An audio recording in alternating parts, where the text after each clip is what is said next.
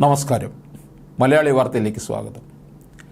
കടലോരം മുതൽ മലയോരം വരെ നീണ്ടുകിടക്കുന്ന മണ്ഡലം അക്ഷരാർത്ഥത്തിൽ പോരാട്ടത്തിൻ്റെ ഈറ്റില്ലമാണ്. കണ്ണീരുകൊണ്ട് കയറ് പിരിക്കുന്നവർ മുതൽ തീരത്ത് ജീവിതം തിരയുന്നവർ വരെ ജീവിക്കാനായി പോരാടുന്നതിനിടെയാണ് ജനാധിപത്യത്തിൻ്റെ ഉത്സവത്തിൽ പങ്കാളികളാവുന്നതും. കുളിർമ പകരുന്ന പൊന്മുടി മുതൽ കണ്ണീരുണങ്ങാത്ത മുതലപ്പൊഴി വരെ ഓരോ മണൽത്തരിയിലും മൂർച്ചയേറിയ രാഷ്ട്രീയ ചിന്തകളുണ്ട്. അവിടെയാണ് പ്രധാനപ്പെട്ട 3 മുന്നണികളും അവരുടെ ആശയങ്ങളും മാറ്റുരയ്ക്കപ്പെടുന്നത്. പൊതുവെ ഇടതുചാഞ്ഞ മണ്ഡലത്തെ 2019 വലത്തേക്ക് വെട്ടിപ്പിടിച്ച അടൂർ പ്രകാശ് UDFന് വേണ്ടി മണ്ഡലം നിലനിർത്താമെന്ന ആത്മവിശ്വാസത്തിലാണ്. വെറും കൈയോടെയല്ല രണ്ടാം ഊഴത്തിനെത്തുന്നത്. താൻ ചെയ്ത കാര്യങ്ങൾ അക്കമിട്ട് നിരത്തിയാണ് വോട്ടർമാർക്ക് മുന്നിൽ രാഷ്ട്രീയം പങ്കുവയ്ക്കുന്നത്. സംസ്ഥാനത്തും കേന്ദ്രത്തിലും ഭരണമില്ലാത്ത മുന്നണിയുടെ പ്രതിനിധിയെങ്കിലും 5 വർഷക്കാലം മണ്ഡലത്തിൽ നിറഞ്ഞു നിന്നായിരുന്നു പ്രവർത്തനമെന്നത് എതിരാളികൾ പോലും അംഗീകരിക്കുന്ന വസ്തുത. 7 മണ്ഡലങ്ങളിലായി 1 ലക്ഷത്തിലധികം ഇരട്ട വോട്ടുകൾ ഉണ്ടെന്ന സ്ഥാനാർത്ഥിയുടെ വാദം തെരഞ്ഞെടുപ്പ് കമ്മീഷനും മറ്റ് സ്ഥാനാർത്ഥികളും തള്ളുന്നുണ്ട്. എന്നാൽ കൃത്യമായ മുന്നൊരുക്കത്തിലാണ് അടൂർ പ്രകാശ്. വ്യാജന്മാരെ വെച്ചു പൊറുപ്പിക്കാനാവില്ല.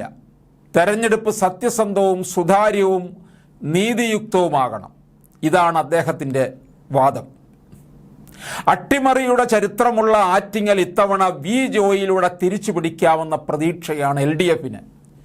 സ്വന്തം മണ്ഡലമായ വർക്കലയ്ക്ക് പുറമെ മറ്റ് 6 നിയമസഭാ മണ്ഡലങ്ങളിലും ഇടത് MLAമാർ 7 ഇടങ്ങളിൽ നിന്നായി 2021 നിയമസഭാ തെരഞ്ഞെടുപ്പിൽ മുന്നണിക്ക് 1,25,302 വോട്ടിൻ്റെ ലീഡുമുണ്ട്.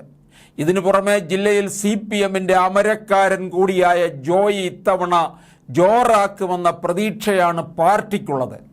കണക്കുകളും സംഘടനാശേഷിയും സുഭദ്രം. മുമ്പ് തദ്ദേശ സ്ഥാപനങ്ങളിലെ ജോയിയുടെ തെരഞ്ഞെടുപ്പ് വിജയം ജനകീയതയുടെ അളവുകോലാണെന്ന വിലയിരുത്തലും മുന്നണിക്കുണ്ട്. ജനങ്ങളിൽ ഒരാളായി മാറുന്ന ജോയി തന്നെയാണ് മറ്റ് സ്ഥാനാർത്ഥികൾക്കുള്ള മറുപടിയെന്നും പ്രവർത്തകർ പറയുന്നു. കാർഷിക ഭൂമിക കൂടിയായ മണ്ഡലത്തിൽ BJPക്ക് നിലമൊരുക്കാൻ കേന്ദ്രമന്ത്രി കൂടിയായ V മുരളീധരൻ നേരത്തെ തന്നെ ഇറങ്ങിയിരുന്നു.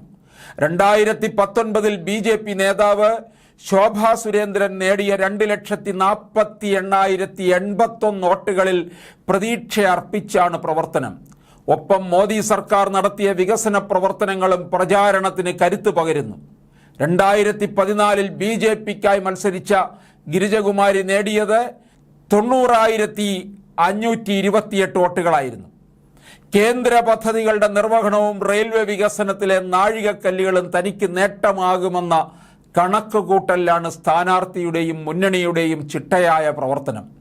പ്രധാനമന്ത്രി മോദിക്കും BJPക്കും അനുകൂലമായി മണ്ഡലത്തിലുള്ള രാഷ്ട്രീയ തരംഗ വോട്ടായി മാറുമെന്ന പ്രതീക്ഷയിലാണ് മുന്നണി.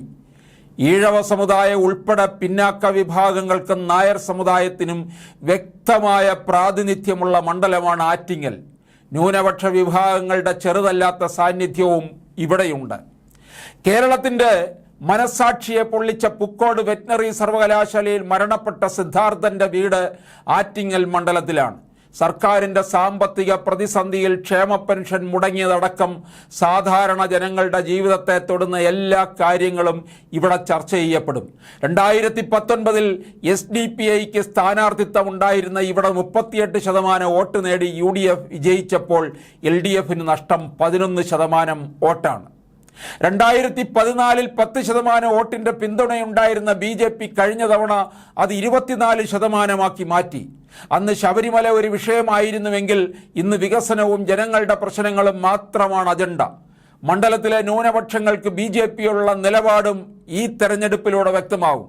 സംസ്ഥാന സർക്കാരിൻ്റെ ഭരണ നേട്ടങ്ങൾ വിവരിച്ചും CPM സംഘടനാ സംവിധാനത്തിൻ്റെ പ്രവർത്തനത്തിലൂടെ ഓടിക്കയറാനാണ് ഇടത് തിരക്കഥ. അതേസമയം 2 സർക്കാരുകളുടെയും കുറവുകൾ എണ്ണിപ്പറയുന്ന UDF വിജയത്തിൽ കുറഞ്ഞൊന്നും മുന്നിൽ കാണുന്നില്ല.